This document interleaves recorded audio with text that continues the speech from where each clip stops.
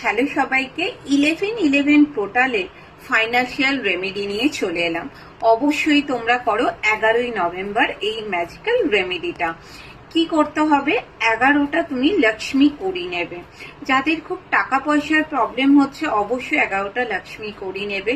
ওখানে একটু হলুদ দেবে, হলুদের সঙ্গে ঘি মিশিয়ে সেটা লাগাবে ওই কড়িগুলোতে, এবং কড়িগুলোকে বা হাতে নিয়ে একটা পুটলি করবে, হলুদ পুটলি করে সেটা বা হাতে নিয়ে অবশ্যই শ্রীম মন্ত্রটাকে 108 বার জপ করবে, এবং তোমার যে ফাইন্যান্সিয়ালি প্রবলেমটা হচ্ছে সেটা মা লক্ষ্মীকে জানাবে।